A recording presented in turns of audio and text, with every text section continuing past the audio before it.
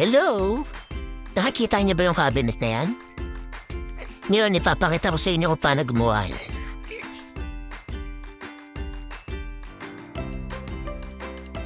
Unang first step, kailangan muna natin i-layout ang paglalagyan ng ating cabinet.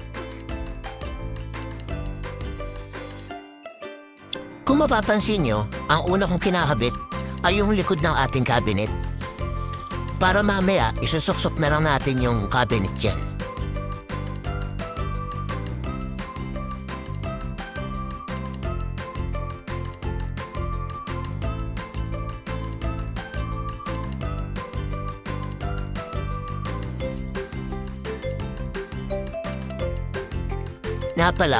Na-ready na pala dito yung frame ng ating cabinet.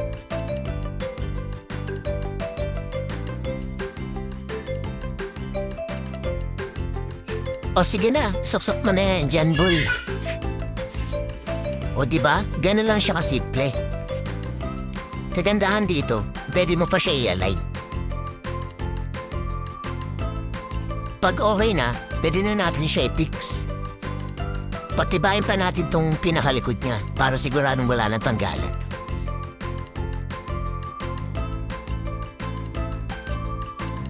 At syempre, huwag natin kakalimutan lagyan ng stickwell o pandikit sa kahoy dahil yan ang magpapatibay sa ating cabinet. O sige na, pako mo na yan, boy. Baka ipako pa ng iba yan.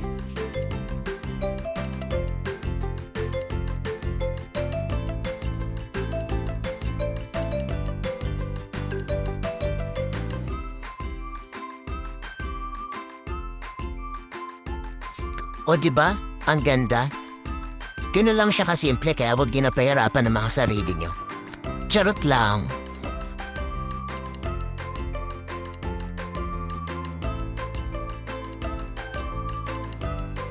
Pangalawang second step, ikat na natin ang mga laminated na gagamitin natin.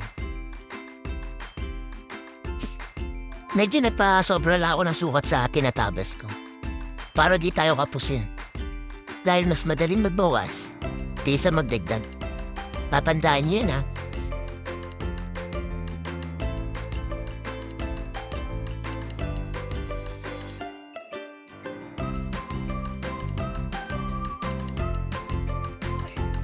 Okay na, tinabas ko ng lahat.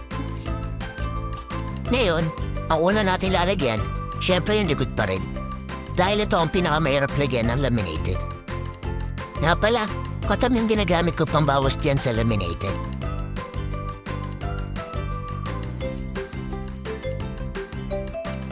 Pag okay na, pwede na natin siya ragbihan. Ragbihan mo na yan, boy.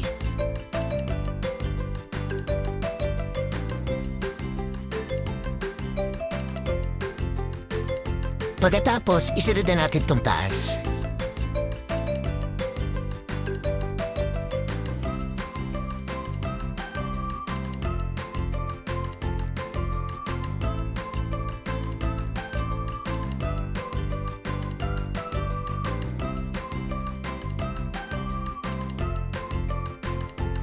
Ngayon, pag medyo tuyo na, pwede na natin siya idikit. Oo, dapat mas pinapatuyo ng konti ang rugby para mas lalong matibay at makapit. Kapit na kapit.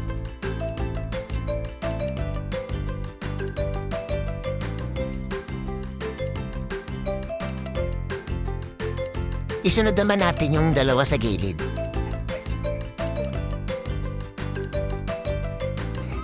Lagbihan mo na yan, boy!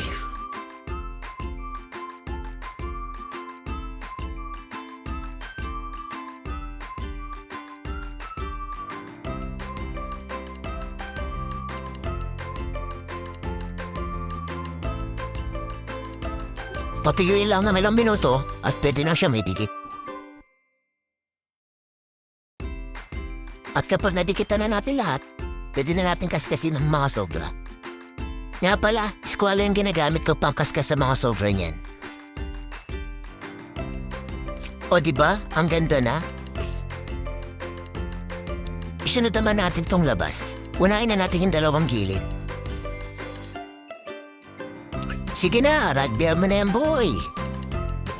Ikaw hindi ka na nagtatakip ng ilong boy Mukhang sanay na sanay ka na sa amoy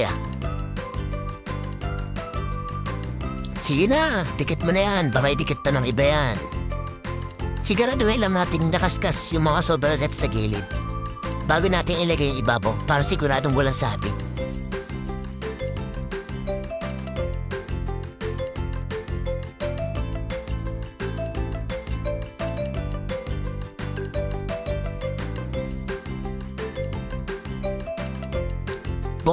Boy, nasa ka na? Dikit mo na yan.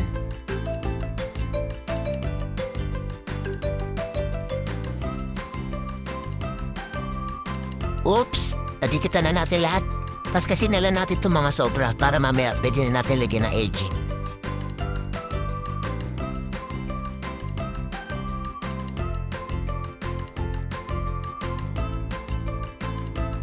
Ito nga pala ang aging o edge band. Ito talaga ang nilalagay sa mga labi ng kahoy. Malambot lang naman siya kaya gunting lang ang ginagamit ko tongkat na kanya. Makikita niyo ba yan? Hinilit ang ginagamit ko pang lagay ng rugby. Ang tawag dyan, pectus. Try niyo gawin yan. Mas mabilis kayo makapaglagay ng rugby. Charot!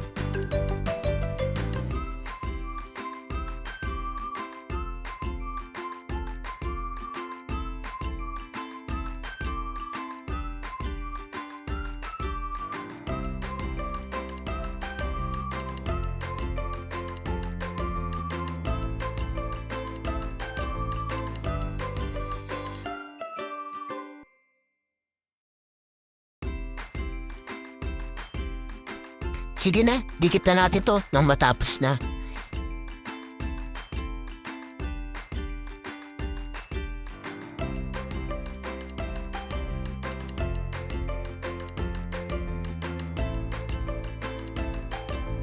Eto na, last na tong dalawang nasa kilid.